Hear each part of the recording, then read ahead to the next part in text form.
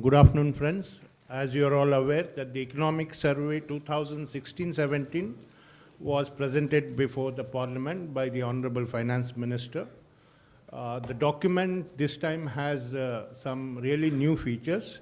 We have with us the Chief Economic Advisor, Dr. Arvind Subramanian. He will make a detailed presentation on the highlights of the survey. I extend a warm welcome to Dr. Arvind Subramanian ji. We also have with us his team on the dais, Dr. H.A.C. Prasad, Senior Economic Advisor, Dr. Archana S. Mathur, Senior Economic Advisor, Shri Aravinder Sachdeva, Economic Advisor, Shri R.K. Paramar, Economic Advisor, Shri G.S. Negi, Economic Advisor, Ms. Rashri Ray, Economic Advisor. I extend a warm welcome to all of you. Friends, after the presentation, the floor will be open for questions. As usual, please follow the points of order. There are placards kept in front of you. Please raise them. I will call them one by one. And also request you to keep your mobiles on a switch off or a silent mode. An announcement also. After this conference, there is another press conference by the Revenue Secretary, Dr. Hasmukh Adiyaji, and Chairman CBDT, Mr. Sushil Chandraji. He will also make a very brief presentation. Now, over to the Chief Economic Advisor.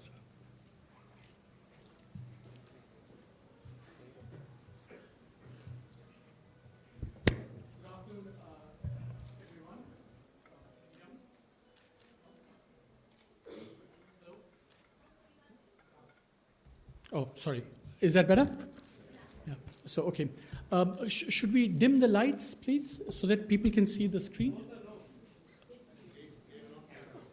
So, do we privilege the TV cameras or the people here? Anyway, first of all, I'd like to thank all of you for coming, for all of you here, all of you watching on TV, and hopefully many of you watching on Facebook as well, where this is, I'm told, live. Mr. Malik, it's live on Facebook. Correct? Yeah? On the Ministry of Finance webpage, it's live there too. This is obviously a very important day for all of us in the economic division, and hopefully it's a very important day for all of you as well, because it is a really massive document we've produced this year. And I just want to remind you that this is just the first installment. So this beast has come in the first installment. It's going to be as big in its second installment sometime during the summer. Such a document would just not be possible, of course, without contributions from scores, I would say even hundreds of people this time. If you look at the list of acknowledgements, I hope we haven't excluded anyone, but there have been people from all over the world, private sector, public sector, academia, within India, all over India, who've contributed to this. And I really do want to thank them on behalf of the economic division. Of course, this is the collective product of the staff of the economic division who deserve a lot of gratitude and congratulations. In particular, I want to thank the coordination unit headed by Archana Mathur, and also especially to Mr. Abdul Karim and Anthony Syriac for shepherding the process through the actual physical publication. I want to thank all the members of the Office of CEA who worked very, very hard for a very long time to produce this. There are two people in particular I wish to thank without saying that other people are not important. Everyone's been very important. All chief economic advisors need their own chief economic advisor, and mine is Josh Feldman, who has really expanded the bandwidth of the division, the Office of CEA, and my own bandwidth. So heartful thanks to Josh. And my last but not least is I think I have to thank my fantastic boss, I call him boss, but he's actually the finance minister of the country. He has not only provided support and space to allow this to happen, but I think he will also have to be a shield for me when the reactions come in from all of you today and tomorrow. None of this, goes without saying that none of this would be possible without the Honorable Finance Minister, and we're all deeply, deeply indebted to him for all the encouragement, support, and guidance that he's provided. It's a long document. The presentation is going to be a little bit long. I beg your patience, your attention. I hope you'll be rewarded. If I see any of you, your heads dropping, I will start moving quickly. First of all, I want to begin by saying, what should be the aspiration for an economic survey? A lot of stuff has recently been written on the economic survey. What should it be about? And here I can do no better than quote one of the greatest economists of all time, John Maynard Keynes, who said, he said this about economists, but I think it's true about any good survey as well, that it must try and do everything. It must draw upon mathematics, history, philosophy. It must study the present and the past.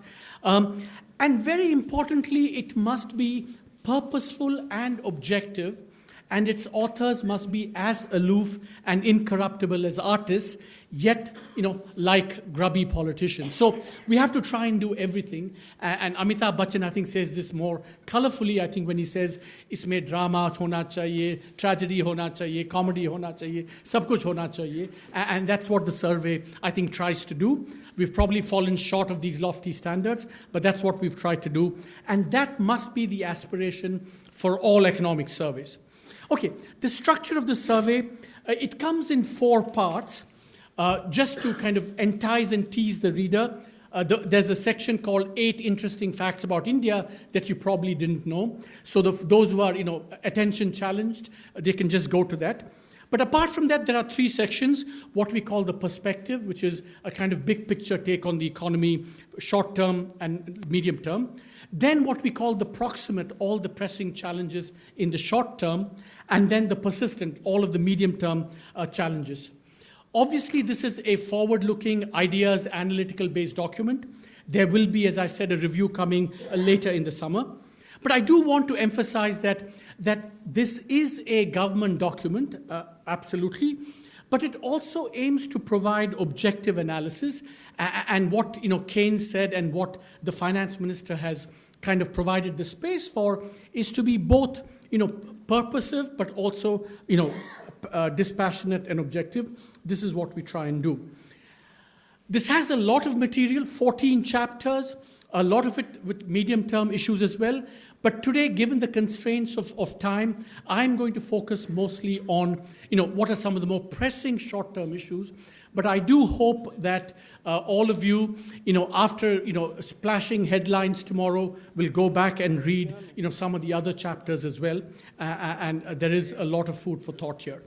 So today's presentation, I'm going to go review developments. I'm going to talk to you about the near-term outlook, including the impact of demonetization, discuss the short-term challenges, and then conclude with some medium-term challenges as well. Okay, if you look back on the last year that's gone by, I would say that it's been characterized by robust macroeconomic stability. I'll explain how. There have also been a very impressive set of reform achievements. I will just highlight them. And of course, you cannot ignore 2016 without focusing on what have been absolutely tumultuous external developments. The phrase we use in the survey is that these are developments forebodingly laden with darker possibilities. Darker possibilities of trade tensions, darker possibilities of retreat from globalization around the world, and of course, much more fundamental questioning about how countries should run their economies. And these are mostly happening in advanced economies, but they're going to have their repercussions on India as well. And chapter 1, the overview chapter, has some implications for India as well. Today, I'm going to focus more on the domestic. I think it's fair to say that there's been robust macroeconomic stability in the last 1 year. Headline CPI inflation has come down. If I can get a marker while I'm talking, that would be great. The current account deficit has come down from, it used to be 3.5%, 4% of GDP. It's now less than 0.5%. Reserves are at their all-time high. And I think it's important to emphasize on the external front that last year, 2016, we've survived two major shocks. One, the FCNR redemptions that people now can forget because it went so smoothly. And second, also, the volatility from both the US elections and demonetization. I think externally we've weathered that very successfully. And of course, on the fiscal front, it's a story of steady fiscal consolidation and acquisition of acquiring credibility. So, and of course, if you look at FDI inflows, they're at a record high in the second quarter of last year. It was about 26 billion, all-time high, reflecting how investors perceived the Indian economy. I do want to emphasize here that macroeconomic stability is easy to overlook and become complacent about. But it is absolutely fundamental to anything and everything that any government wants to do and is able to do going forward in terms of meeting the long-run goals of growth, justice, and employment. Just to remind you, you kind of notice macroeconomic situation when you don't have it. And let us, just want to remind you how things felt in July, August 2013, when we did not have macroeconomic stability. We were close to crises, we were clubbed with the fragile five kind of basket case emerging economies, and everything was heading south, investors were fleeing. And today, as we look back, we've put that considerable distance behind us, and it's easy to overlook that because now we're in a good situation, but we should never take this for granted because macroeconomic stability is the kind of base from which everything else follows. Now, of course, this is a chart on how GDP growth has behaved.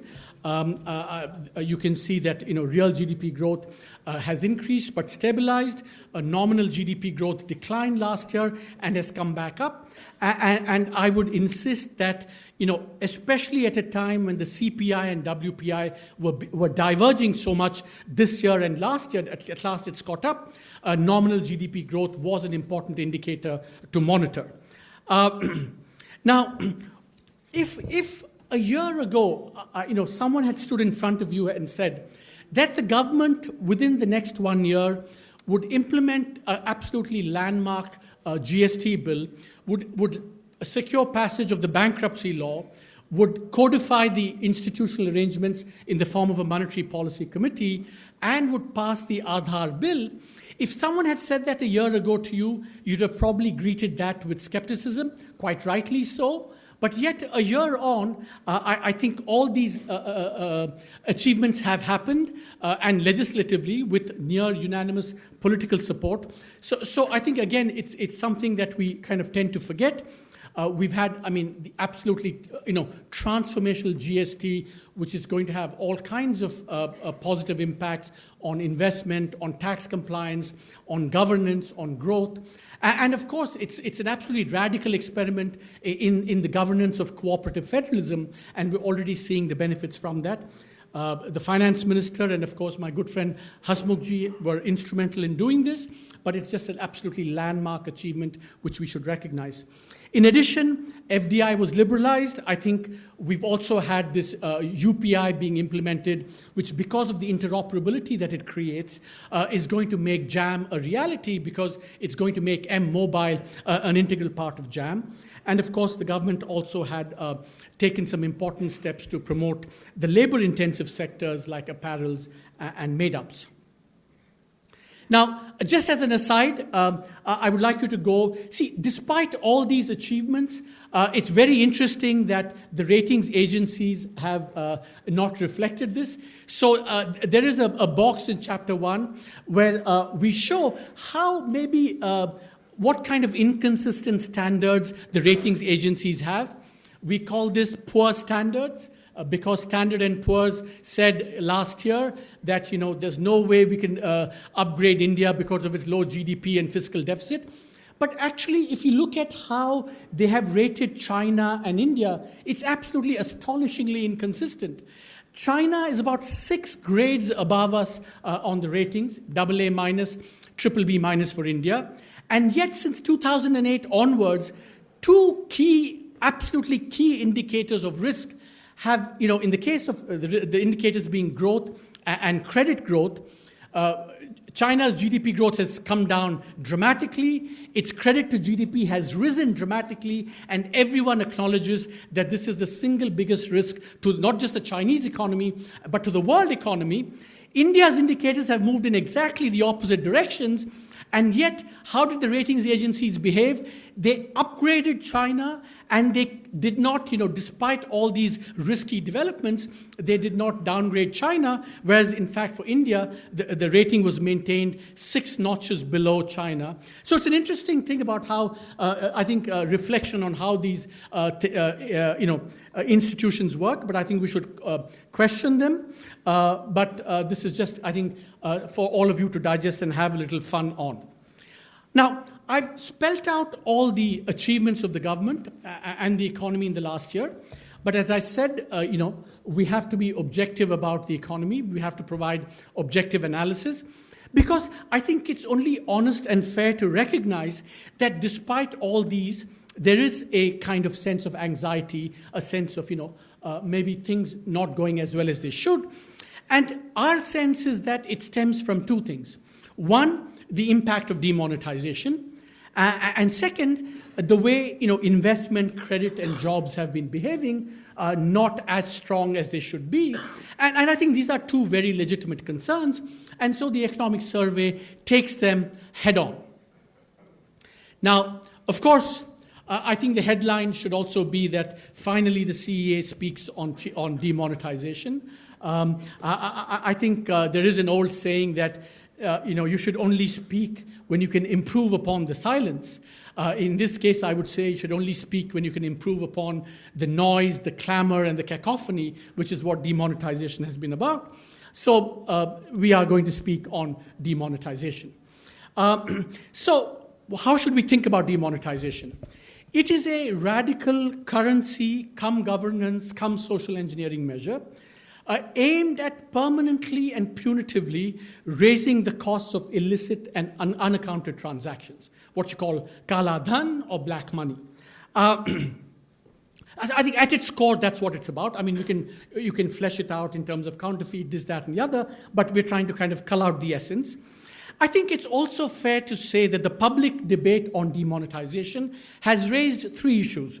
One, the design and implementation of the scheme. And on this, the economic survey is not going to speak about this. I mean, it's in the past, and other people have commented on this. Second, on the costs and benefits. And third, on the broader implications for future economic policy. Now, I think everyone, now I'm going to talk about the costs and benefits. I think it's fair to say that there have been short-term costs which are real and significant. I think there has been hardship and inconvenience imposed, especially those in the informal sector. But there is also the potential for long-term benefits. And in the chapter 3, there's an elaborate discussion of what the potential long-term benefits can be. I think it is likely to increase financial system savings because in equilibrium we expect that cash to GDP and cash deposits should decline. Corruption couldn't be expected to decline. Black money similarly. I think already you see the increase in digitalization of the economy. You can also see early evidence that real estate prices have come down. In the long run, all these measures should improve GDP and tax collection. And of course, a lot of this is also going to depend upon the follow-up actions that will be implemented after demonetization. And I will spell those out a little bit later. Now, I think that it is really, really important to understand, part of the reason one should be a little bit careful and cautious about examining the impact of demonetization because it is analytically a very, very unique experiment, not just in India, but probably anywhere in the world. Because it is a very unusual monetary experiment, and people haven't grasped what is so distinctive about it.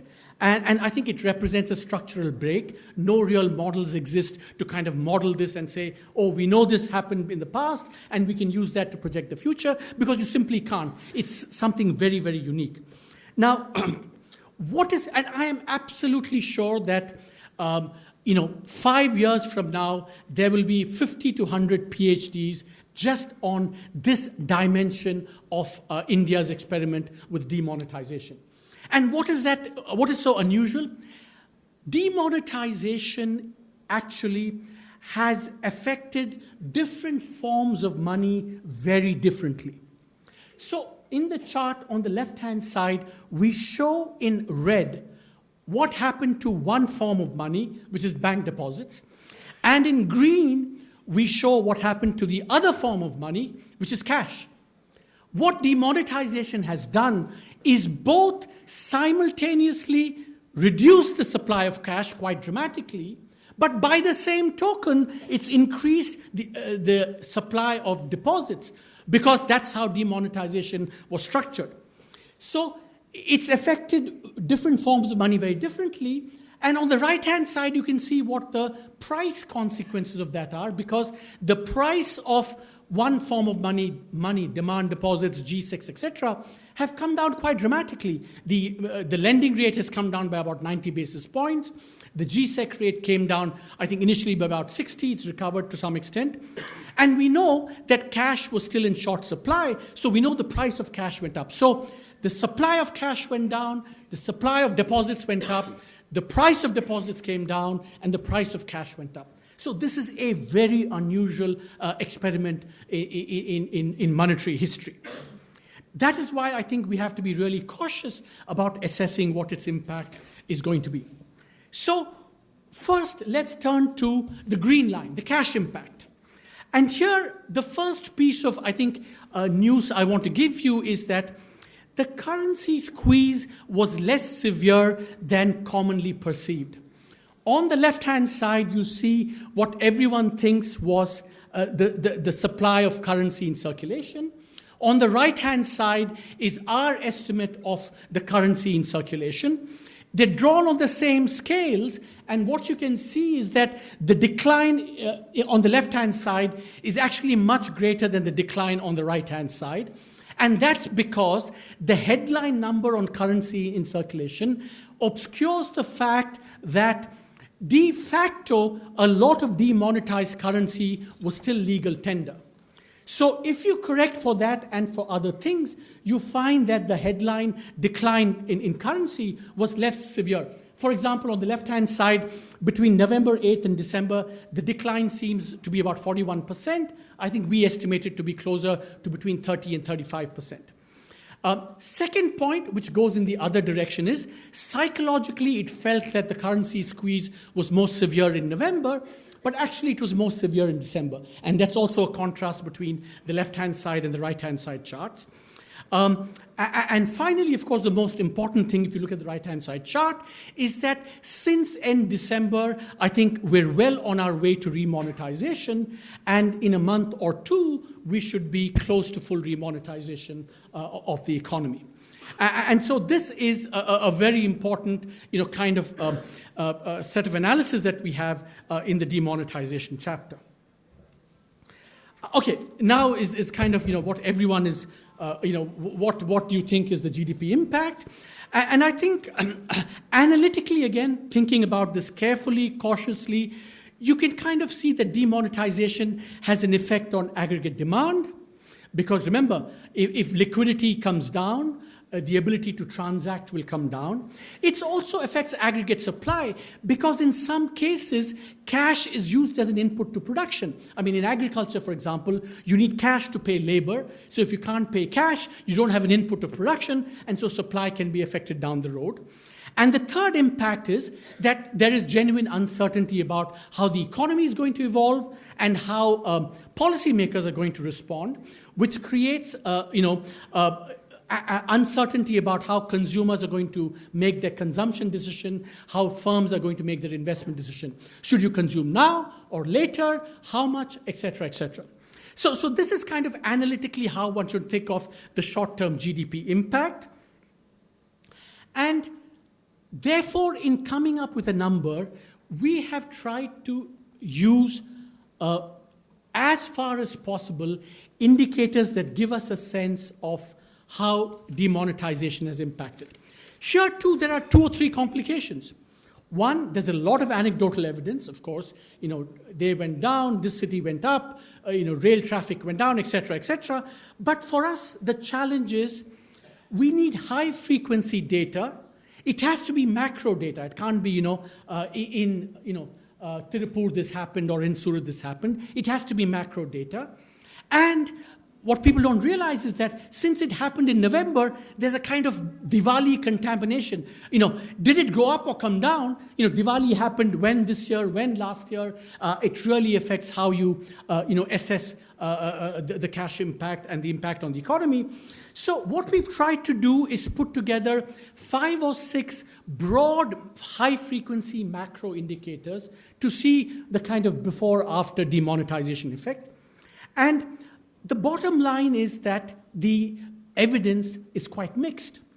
On the one hand, you have wheat sowing, agricultural rabi crop sowing, wheat and gram, which have done way better than last year, than the 5-year average as well. Wheat is up 7%, gram sowing, the main pulse is 10.7%.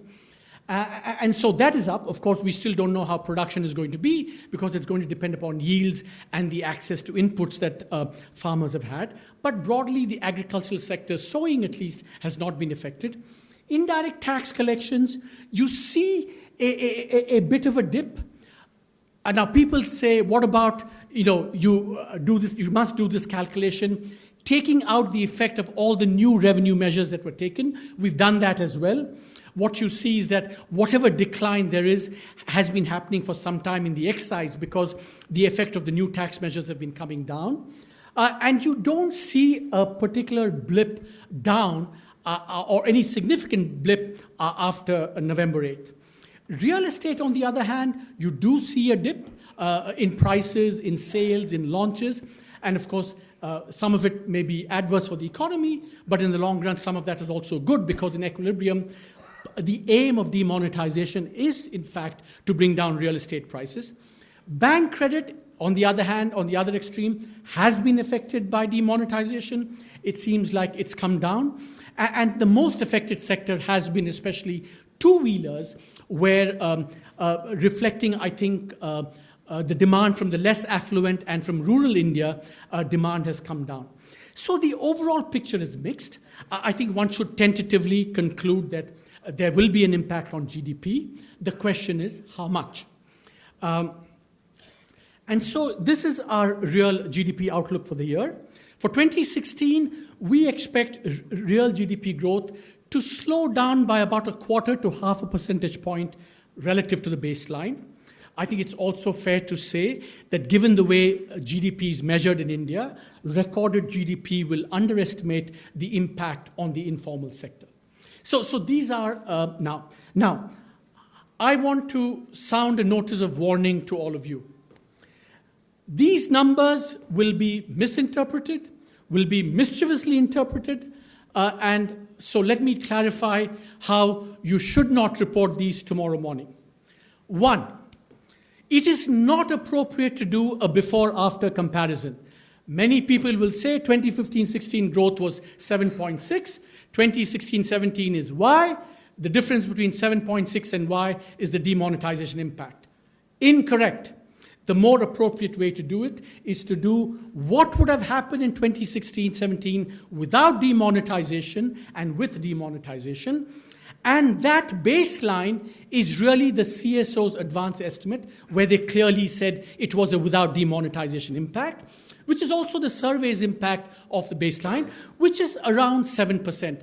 And please, 7.15, 7.185, these are all, kind of misleading, spurious accuracy and exactitude, because there's so much noise in the data that you must think, in kind of whole numbers.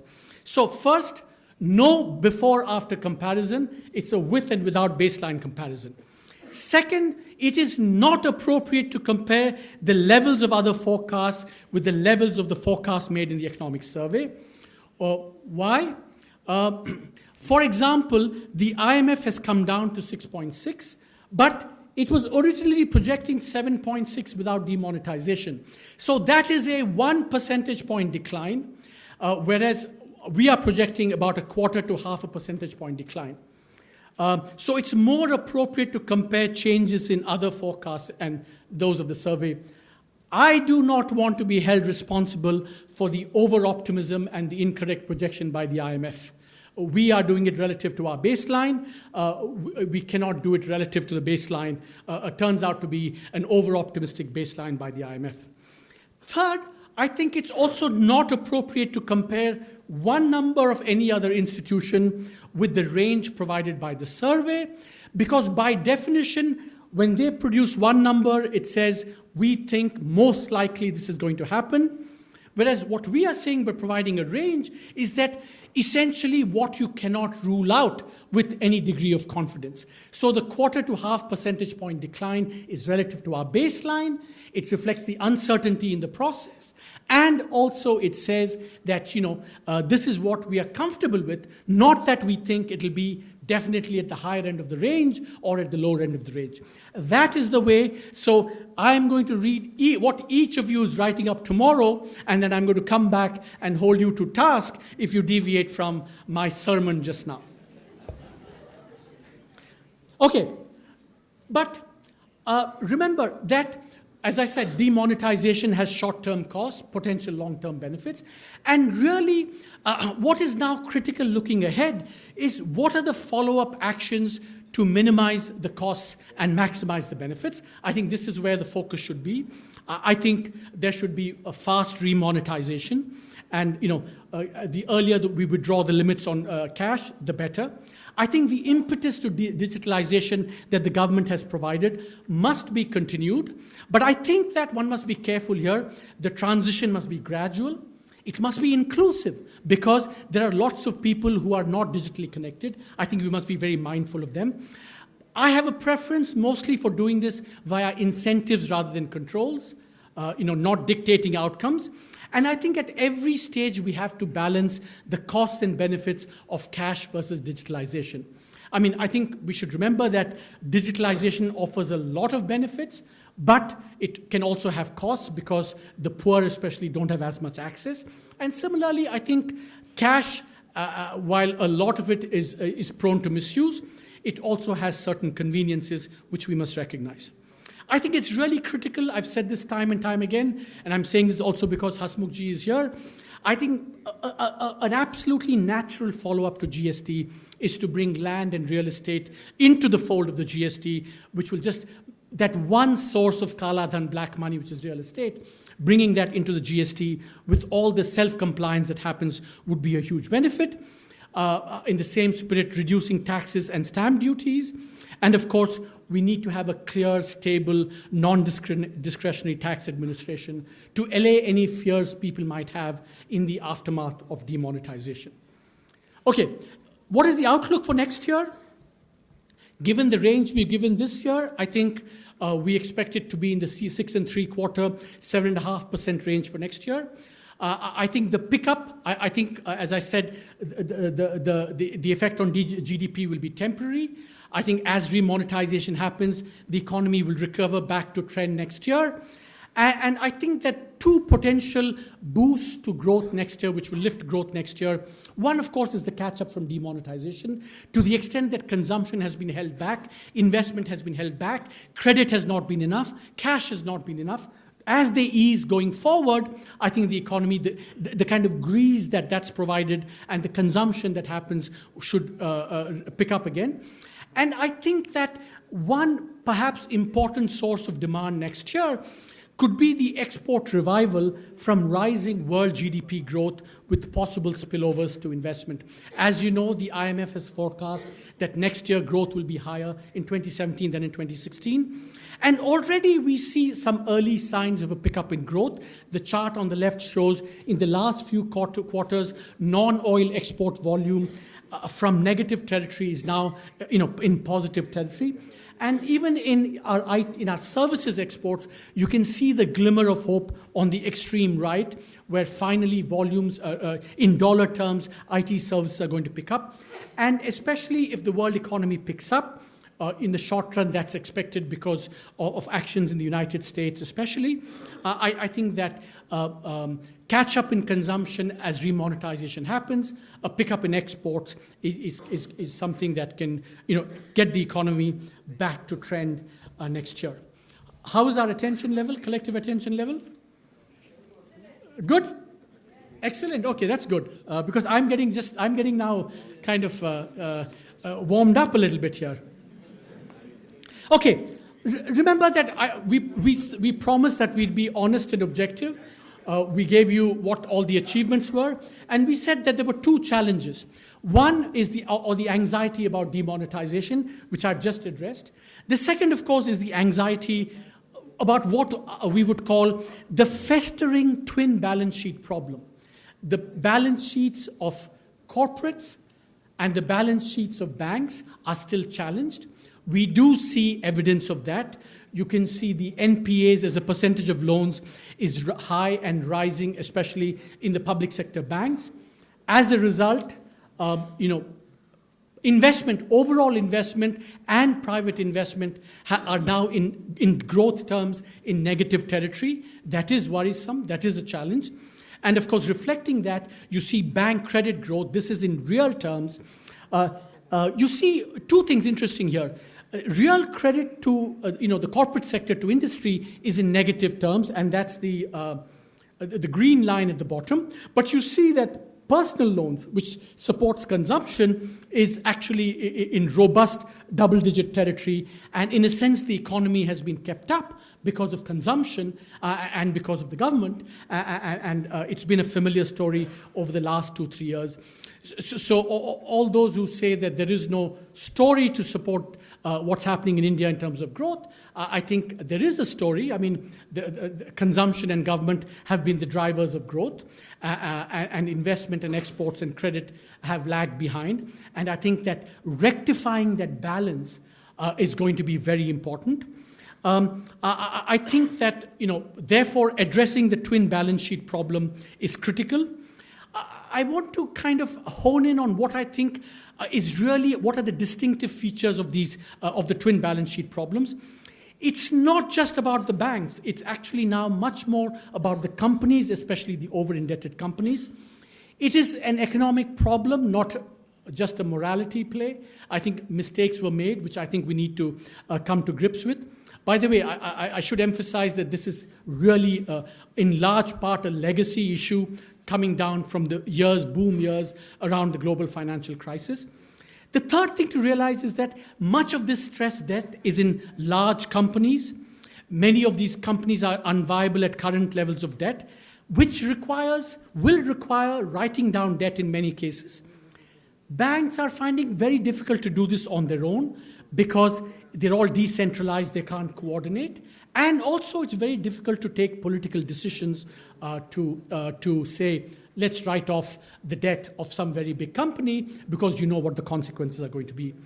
It's also worth repeating that delay is costly.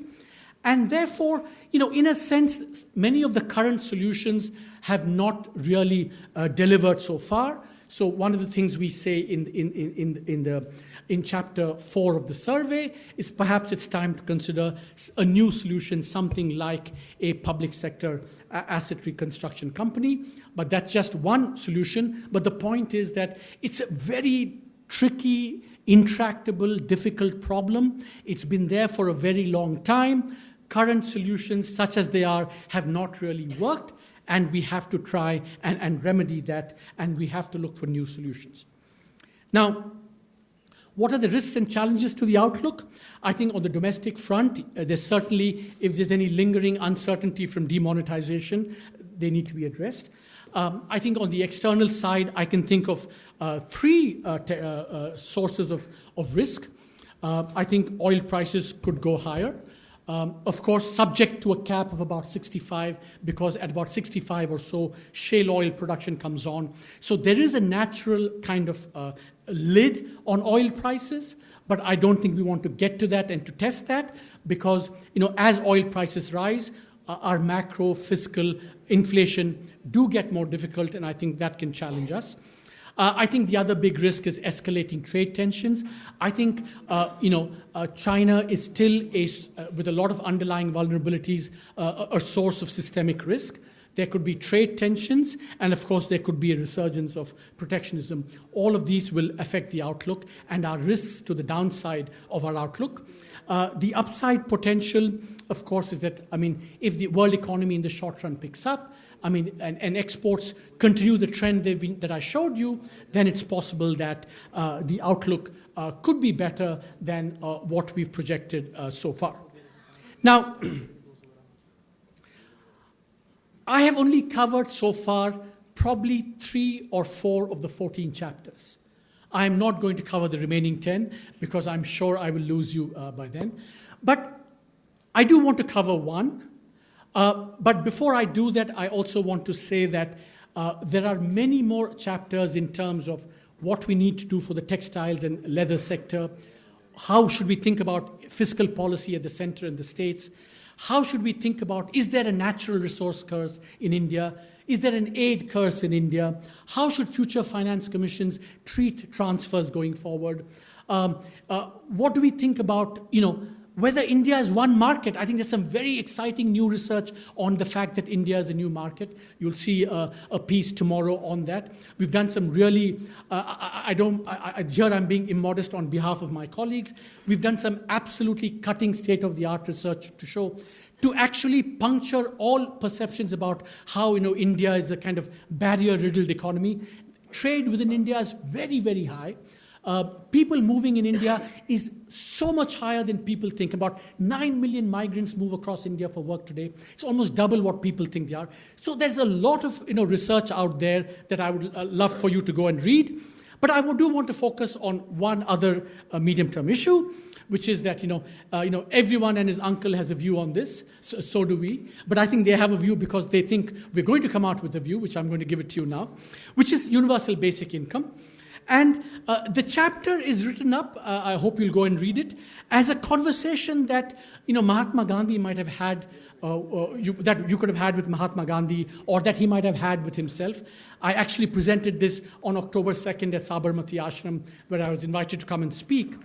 And he would have been genuinely conflicted by the idea. So it's not that he would have bought into this. And the chapter, in a sense, gives a sense of that, pros and cons.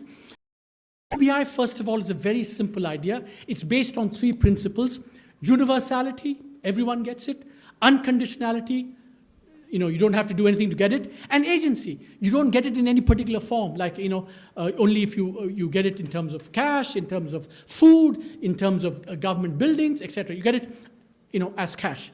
Now, the key merit of this is that it has the big potential to improve upon weak targeting of current schemes.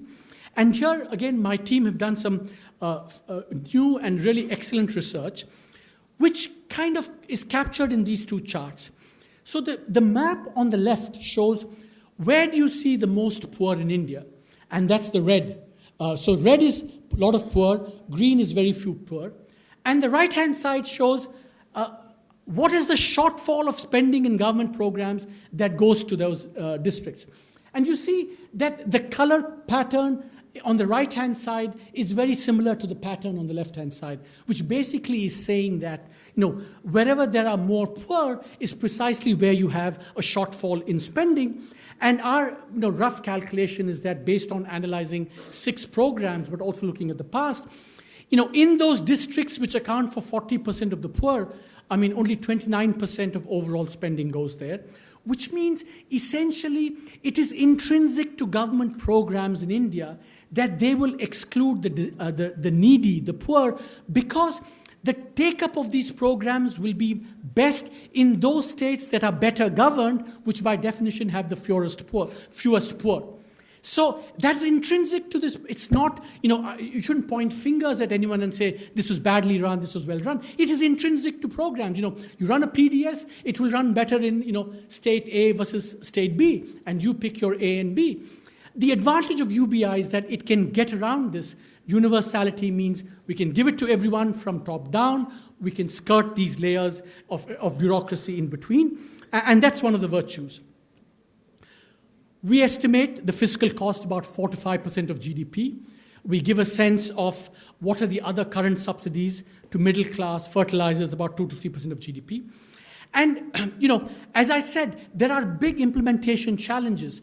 And the biggest one, of course, is that we know in India that if you create a new program, it will become an add-on to an existing program and therefore will become fiscally unaffordable. And that's a challenge which, we have to grapple with, we have to think about. So what we say is the principle should be de jure universality, but de facto quasi-universality, i.e. you try and exclude the very rich and those who are obviously not in need of this money. We also think it should be done in a gradual manner. It should, respect choice. It should lead to replacement of existing programs. And the prerequisites, of course, to have a functioning Jan Dhan system. And I think it would help if the center and the states could cooperate on this program. But I want to end on this UBI. I think it's a very radical new idea. But again, please do not misreport the survey as saying that the survey is advocating UBI. What the survey is saying is it's a very new, compelling idea. It has a lot of challenges. So it's an idea whose time is ripe for further deliberation and discussion and not necessarily for immediate implementation. So again, that's where we come out. Now, finally, I also said I'll deal with the medium-term challenges. I think if you step back and look at India for the last 25, 30 years and see where have we come in terms of our underlying vision of the economy. And I think the broad understanding is that, between 1947 and 1991, we were socialist. After that, we've abandoned socialism, and that's where we are. I think that's in some part true, but it's a little bit of a caricature. But I think it's interesting to take stock of where we are. I think if you look at, some of the broad parameters of the Indian economy, by the way, we're an economy today that's more open to trade than China. This was astonishing news to me when I first saw this about 2-3 weeks ago. On the first chart, you compare the trade to GDP of India and China, and you can see the red line, India is now above China. So India is a bigger trader, more open in that sense than China. In terms of openness to capital flows, we're middle of the pack. In terms of a very big public sector, I think we're big, but not much bigger than many other countries. The chart on the right shows that we're in the middle in terms of public sector assets. And even in terms of government spending, which is the third chart there, we're kind of in the middle of the pack. So if you step back and say, is this a protected economy? Is this a socialist economy? I think we've come a long way. We're open to trade. We're open to capital. Government is not necessarily very intrusive. And the bottom chart shows that for a democracy over 35 years, we've actually done very, very well, probably amongst the fastest growing democracies in the last 4 or 5 years. And yet, I think 3 what we would call meta challenges remain. Meta meaning in some ways much deeper and more profound than anything else. In chapter 2 of the survey, which I would urge you to read, the chapter is called The Economic Vision for a Precocious Cleavaged India. We think there are 3 fundamental problems, meta challenges.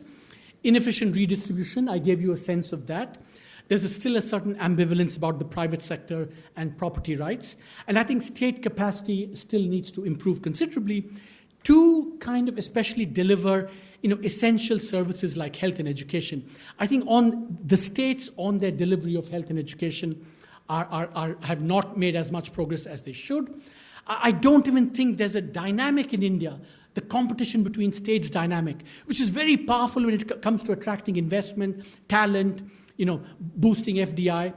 that competitive kind of juice between the states is not flowing in terms of, oh, my state delivered a better health system and that becomes a model for everyone. I think that's a challenge. We give several examples of these, what these mean, and I think that's where I think if we want to go from, say, 7.5 to 9 and 10, I think in some ways many of these challenges will have to be overcome. So I think let me conclude by saying that a robust macroeconomy, important reforms, especially the transformational GST, the short term. I've been through the anxieties about demonetization. I do think there's a short-term challenge about how to revive private investment credit and exports in order to boost employment creation, because as we all know that with India's demographic dividend, I think the central challenge is job creation. And then, of course, there's also the medium-term challenge. And I always like to end with a quote from the survey, which I want to read out. Looking further ahead, societal shifts. I think that overcoming these meta challenges, it's not about vested interest per se or political will, etc., all the normal things that you think about. I think we require deeper societal shifts in ideas and narratives to overcome these meta challenges.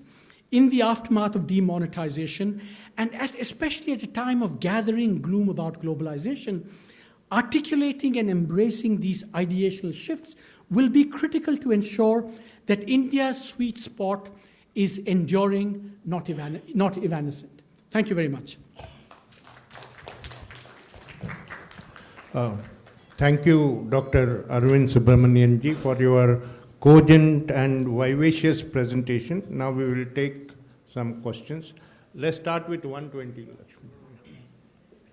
Sir, मैं Lakshman CNBC आवाज़ से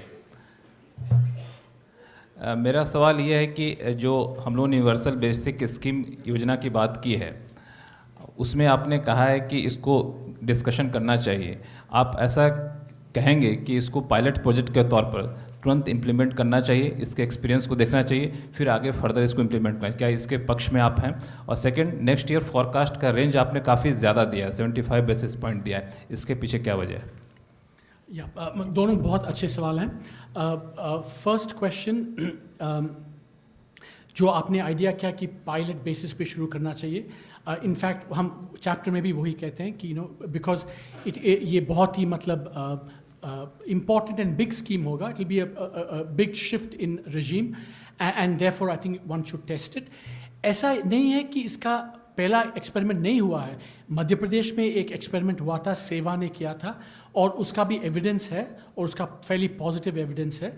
but that was a small experiment. I think it should be extended and then as a pilot draw the lessons and then move on. But meanwhile I think इसके जो other dimensions हैं we should also discuss that, because एक चीज़ इसमें है कि हम pilot जो कहते हैं बहुत अच्छा, मतलब it sounds very appealing and it is, but there are some things by definition you can't do on pilot. क्योंकि अगर पायलट में कर सकते हैं तो you don't have to replace anything, but अगर मैक्रो में करना पड़ेगा तो you'll have to replace other programs. So there are limits also to how much you can rely on pilots. जो दूसरी सवाल आपने पूछा वो क्यों इतना बड़ा रेंज है, आपने देखा होगा पिछले साल भी हमने 7 to 7 3/4 रेंज दिया था. अरविंदर जी, that was the range we gave for this year as well. You see, I think that बहुत ही अच्छा सवाल है, and I'll tell you why. देखिए, ये पिछले साल में ये साबित हो चुका है कि हम लोग we should be fairly humble about how much we know and how much we don't know. So, because I think the world has shaken our beliefs in many ways, and so I think it's partly reflecting that uncertainty that ये जो बड़ा range दिया है. That's one reason. The second reason, of course, is that बहुत सारे domestic uncertainties भी हैं. We have to see how demonetization plays out. और externally भी काफ़ी, मतलब the world is very different. I think we don't know exactly कल NAFTA में क्या होगा, कल US-China relations में क्या होगा. So इतनी सारी uncertainty है that I think we should reflect that in our forecasts. अगर हम कहें हाँ 7.5% होगा, I honestly would not be able to defend it. Yeah, please. So, good afternoon. Sunny Verma from the Indian Express newspaper. The Congress party yesterday in their economic report card they showed that only 1.6 lakh jobs were created in 2016, quoting Labor Ministry data. So, against the addition of 12 million to the labor workforce, so is it a jobless growth that we are headed to? Let me say a few things on this. I think in terms of where we're headed, it very much depends upon, I think, three things. First, the level of growth. If you can do 7, 8%, 9% consistently, the jobs will follow automatically. One. Second, the climate we create for investment, especially private investment and exports, that will be critical, which I think, again, there are challenges. I think we need to address them. Third, I think, which also is important, is that while you do some macro measures, we also need to maybe target some of our responses. And that's why I'm a very strong supporter of the apparel and textile package that we enacted last year, because it's aimed precisely at those, unskilled, low skill intensive jobs, which is what India needs. And also, I think we need more jobs, but we also need more formal sector, high productivity jobs. And I think the push to digitalization, I think, can help on that score as well. And finally, on the numbers themselves, I think we need to have a much more detailed discussion on the numbers, because the data sources, the methodologies, etc., have been bouncing around. And I think I certainly don't have a really good read on the numbers in a way that would satisfy me. Maybe others do, but I think the broader point is that there is a jobs challenge. I think that's been rightly identified, and the question is, what should be the responses to address that job challenge? Yeah, one second. So Shubham from Cogensis. So this is related to the fiscal policy mentioned in the economic survey. There are 2 points. The first one is where you've said that fiscal activism of the advanced economies is not relevant to India. And the second one is that the debt decline should rely less on favorable growth and more on primary balance adjustments.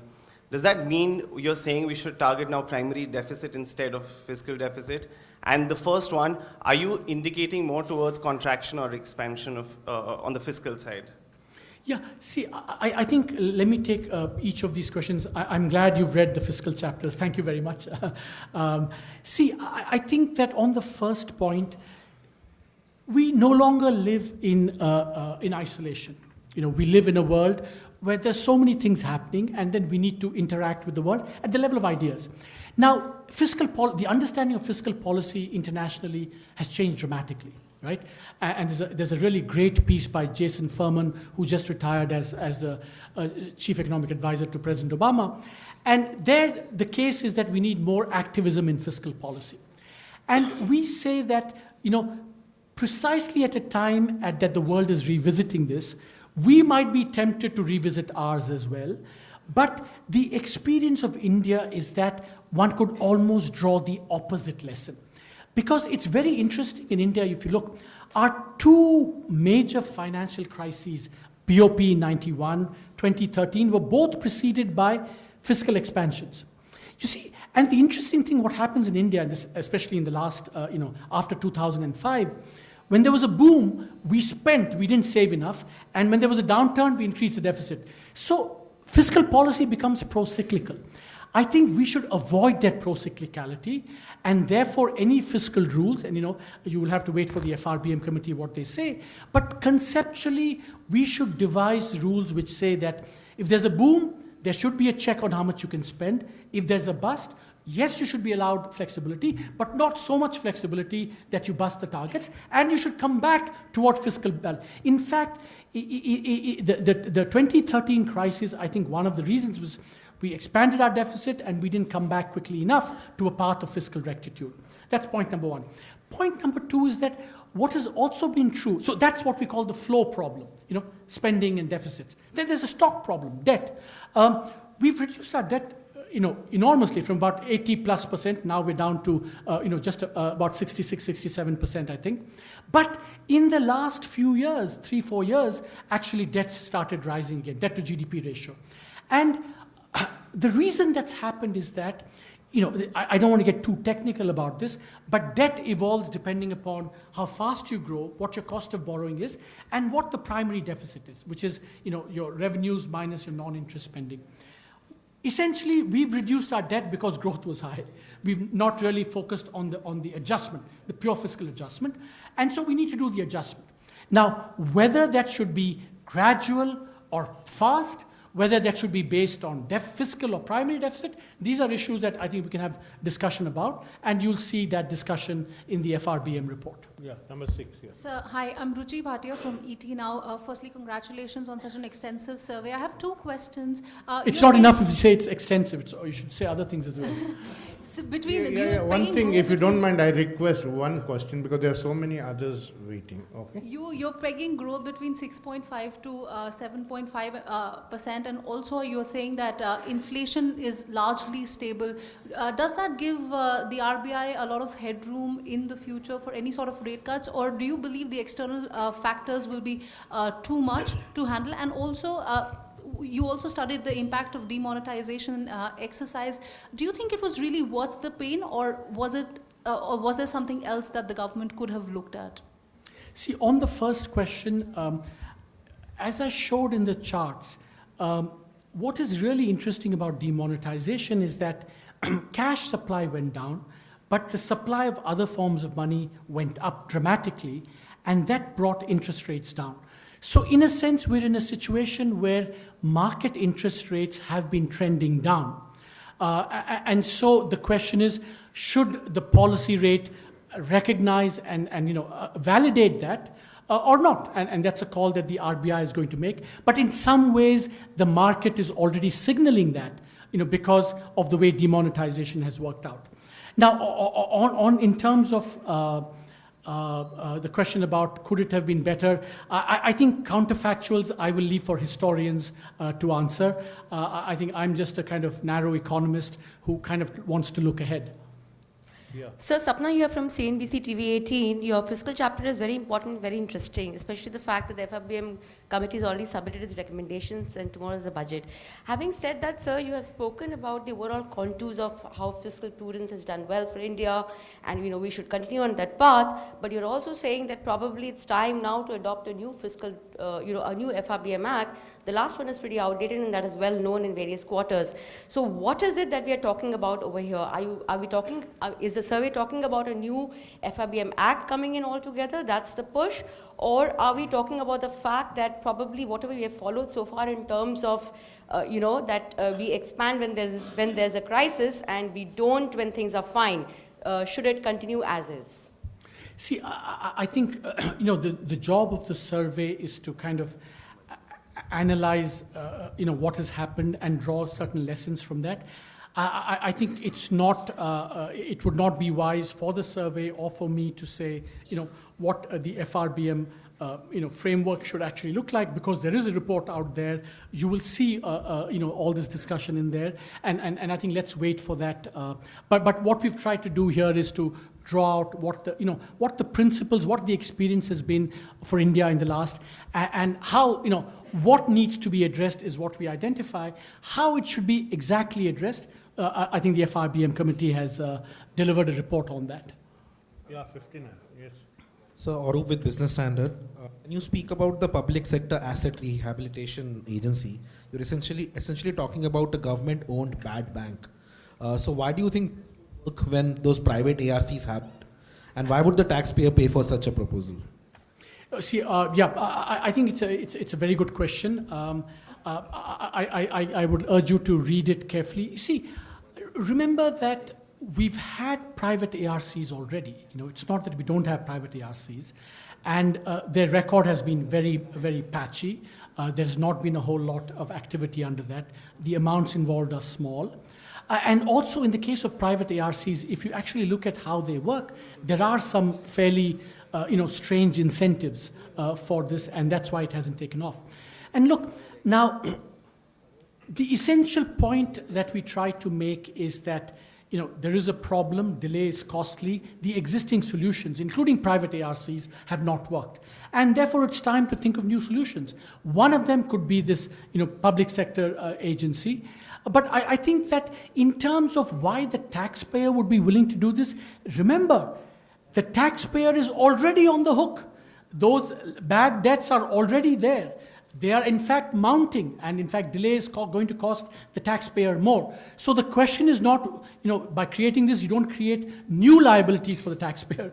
If anything, you hope that on a net present value basis, the taxpayer will have to bear less with early rather than delayed resolution.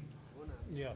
Sir Shishir ABP news से आपने अपने presentation में जो 27 number का slide था वहाँ पे आपने रिस्क का जिक्र किया था और एक पॉइंट आपने कहा था रिसर्जेंस ऑफ प्रोटेक्शनलिज्म। क्योंकि ये आज दिन ऐसा है कि अमेरिका में H1B वीज़ा को लेकर के जो लिमिटेशंस दिए गए हैं, जो नेक्स्ट ईयर का आप टारगेट दे रहे हैं, जो ग्रोथ प्रोजेक्शंस दे रहे हैं, कितना असर पड़ सकता है इस वजह से? बहुत ही अच्छा सवाल है। आई थिंक दैट देखिए ये शॉर्ट टर्म और मीडियम टर्म का एक टेंशन है। शॉर्ट टर्म में the expectation is that the US fiscal deficit will increase, there will be more spending, US economy will expand, and actually also because the currencies of Europe and Japan will decline, there's also an expectation that those economies will pick up. And that is why the जो IMF का जो projection है is for higher growth coming year than next year. Now, जो analysis हमने करी है, अगर world growth 1% से बढ़ेगा, तो हमारा export growth 3 times से ज़्यादा बढ़ेगा. So it is that short-term impact that we're factoring in. Now, ये ज़रूर ये सही है कि अगर if you on top of that you see protectionist actions, of course that will take down. But ये याद रखना पड़ेगा कि how tight will it be, how much of our exports will it affect.